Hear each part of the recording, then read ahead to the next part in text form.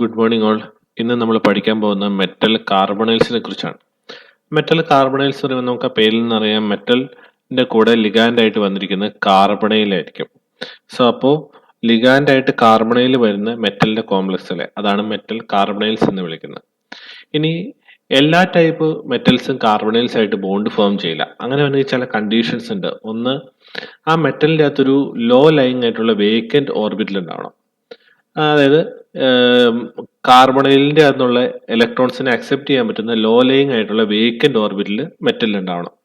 രണ്ടാമതൊന്ന്, ആ മെറ്റലില് ഒരു filled D orbital ഉണ്ടാവണം. അത് പൈ ബാക്ക് ബോണ്ടിങ്, നിങ്ങൾ ആദ്യം സിനർജിക് എഫക്ട് പഠിച്ചിട്ടുണ്ടാവും, അത് നടത്താൻ പാകത്തിനുള്ള ഫിൽഡ് ആയിട്ടുള്ള ഡി ഓർബിറ്റലും വേണം. അപ്പോൾ എല്ലാ ടൈപ്പ് മെറ്റൽസും കാർബണൈൽസ് ആയിട്ട് ബോണ്ട് ഫോം ചെയ്യില്ല.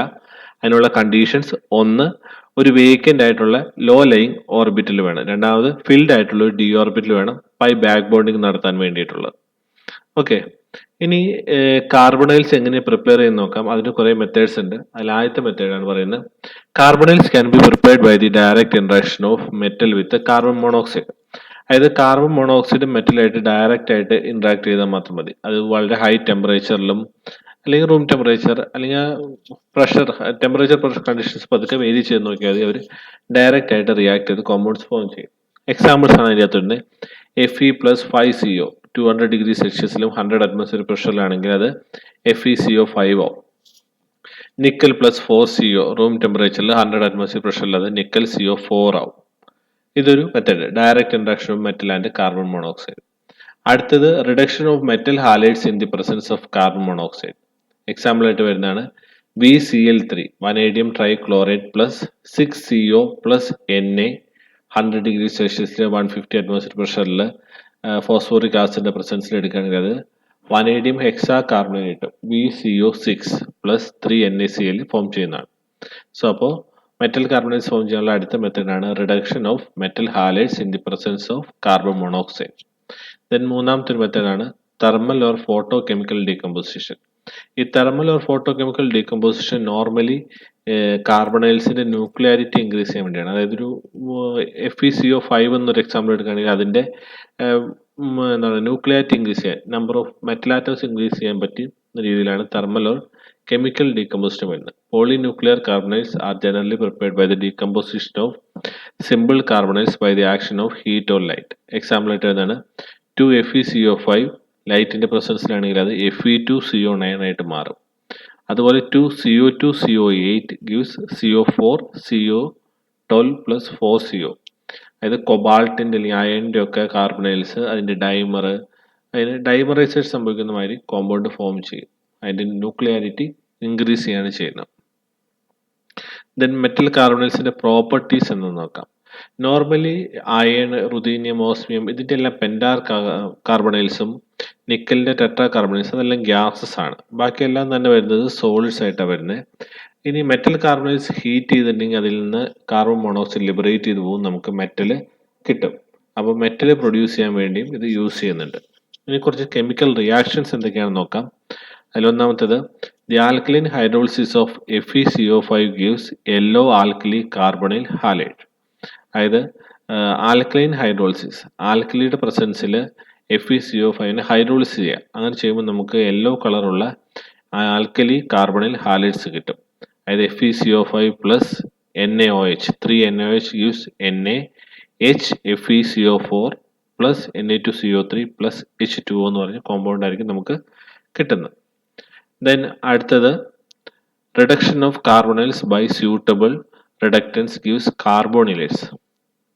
കാർബണൈൽസിന് CO2CO8 പ്ലസ് 2 Na അതിന് ടെട്രാഹൈഡ്രോഫ്യൂറാന്റെ പ്രസൻസിൽ നമ്മൾ റിഡ്യൂസ് ചെയ്യുകയാണെങ്കിൽ അത് 2 NaCO4 കിട്ടും, കാർബണൈലേറ്റ്സ് ആയിട്ട് മാറും. അതുപോലെ തന്നെ വരുന്നതാണ് Mn2CO10 plus 2 Li, that also gives 2 LiMnCO5. Then മൂന്നാമത്തെ റിയാക്ഷൻ ആണ് carbonyls react with halogen to form corresponding halides. Halogens ആയിട്ട് റിയാക്ട് ചെയ്യണമെങ്കിൽ കറസ്പോണ്ടിങ് ഹാലൈഡ്സ് ഫോം ചെയ്യും. എക്സാമ്പിൾ ആണ് Mn2CO10 plus Br2 40 degree സെൽഷ്യസിൽ heat ചെയ്യുകയാണെങ്കിൽ അത് 2 MnCO5 Br ആയിട്ട് മാറും, കറസ്പോണ്ടിങ് ഹാലൈഡ് ആയിട്ട് കൺവേർട്ട് ചെയ്യും. ദെൻ അടുത്ത റിയാക്ഷൻ, ചില CO ഗ്രൂപ്പിന് നമുക്ക് ഫോസ്ഫീൻ ഗ്രൂപ്പ് അല്ലെങ്കിൽ PF3 PCl3 ഗ്രൂപ്പ് ഒക്കെ വെച്ച് നമുക്ക് റീപ്ലേസ് ചെയ്യാൻ പറ്റും. അതിന് എക്സാമ്പിൾ ആയിട്ട് വരുന്നതാണ് NiCO4 plus 2PF3 gives NiCO2 PF3 twice plus 2CO. അങ്ങനെയുള്ള റിയാക്ഷൻസ് നടക്കുന്നുണ്ട്. ദെൻ അഞ്ചാമത് ആക്ഷൻ ഓഫ് ഹീറ്റ്. വെറുതെ ഹീറ്റ് ചെയ്ത്, അത് ഓൾറെഡി നമ്മൾ നേരത്തെ പറയുന്നത്, വെറുതെ ഹീറ്റ് ചെയ്താൽ നമുക്ക് കാർബണൈൽസ് ഗ്രൂപ്പ്സ് എസ്കേപ്പ് ചെയ്തിട്ട് അയൺ മെറ്റൽ കിട്ടുമെന്ന്. അതിന് എക്സാമ്പിൾ നോക്കാം. FeCO5 250 ഡിഗ്രി സെൽഷ്യസിൽ ഹീറ്റ് ചെയ്യുകയാണെങ്കിൽ Fe പ്ലസ് 5CO കിട്ടും. അതുപോലെ 3Fe2CO9 70 ഡിഗ്രി സെൽഷ്യസിൽ ഹീറ്റ് ചെയ്തിട്ട് കൂൾ ചെയ്യുകയാണെങ്കിൽ 3FeCO5 പ്ലസ് Fe3CO12 കിട്ടും. ആ FeCO5നെ വീണ്ടും ഹീറ്റ് ചെയ്താൽ അതിൽ നിന്ന് അയൺ കിട്ടും. ഓക്കെ, അത്രയാണ് അതിൻ്റെ കെമിക്കൽ റിയാക്ഷൻസ്. ദെൻ അതിൻ്റെ ബോണ്ടിങ് എങ്ങനെ നടക്കുന്നത്, മെറ്റൽ കാർബണൈൽസിലെ ബോണ്ടിങ് എങ്ങനെയാണ് വരുന്നത്. മെറ്റൽ കാർബണൈൽസിന്റെ ബോണ്ടിങ് എന്ന് പറയുമ്പോൾ നമ്മൾ ആദ്യം കാർബൺ മോണോക്സൈഡ് മോളിക്യൂളിൻ്റെ അകത്ത് CO ലിഗാൻഡിന്റെ ബോണ്ടിങ്ങിനെ കുറിച്ച് പറഞ്ഞു. അപ്പോൾ CO ലിഗാൻഡ് ഫോം ചെയ്യാൻ നേരത്ത് അവിടെ കാർബണിലെ S ഓർബിറ്റിലും ദെൻ ഓക്സിജനിലെ P ഓർബിറ്റിലും അവ തമ്മിൽ sp ഹൈബ്രിഡൈസേഷൻ നടക്കും. എന്നിട്ട് അതിൽ ഒരു sp ഹൈബ്രിഡ് ഓർബിറ്റിൽ, കാർബണിലെ ഒരു sp ഹൈബ്രിഡ് ഓർബിറ്റിൽ ഓക്സിജനിലെ ഒരു sp ഹൈബ്രിഡ് ഓർബിറ്റിലായിട്ട് ചേർന്ന് കഴിയുമ്പോൾ സിഗ്മ ബോണ്ടിങ് നടക്കും. അതിൻ്റെ കൂടെ തന്നെ ഒരു ആന്റി ബോണ്ടിങ് മോളിക്കുലാർ ഓർബിറ്റിലും ഫോം ചെയ്യും. അപ്പം നിങ്ങൾ ഓർക്കണം, ഒരു sp ഓർബിറ്റിൽ കാർബണിലെ ഓക്സിജൻ എടുത്ത് കഴിയുമ്പോൾ രണ്ട് sp ഹൈബ്രിഡ് ഓർബിറ്റിൽസ് അവിടെ ഫോം ചെയ്തിട്ടുണ്ട്. ഓരോന്നിലും കാർബണിലുണ്ട് രണ്ട്, ഓക്സിജനിലുണ്ട് രണ്ടെണ്ണം വന്നിരിക്കുന്നത്. പക്ഷെ അത് കഴിഞ്ഞാൽ ഓരോന്ന് വീതം യൂസ് ചെയ്യുന്നുള്ളൂ. ഓരോന്ന് യൂസ് ചെയ്ത് കഴിഞ്ഞ് കഴിയുമ്പോൾ ഒരു സിഗ്മ ബോണ്ട് ഫോം ചെയ്തു, ഒരു ആന്റി മോളിക്കുലർ ബോൺസും ആന്റി ബോണ്ടിങ് മോളിക്കുലർ ഓർബിറ്റൽസും ഫോം ചെയ്തു. ഇനി കാർബണിലും ഓക്സിജനായിട്ട് ഒരു sp ഹൈബ്രിഡ് ഓർബിറ്റിൽ വേക്കൻ്റ് ആയിട്ട് നിൽക്കുന്നുണ്ട്.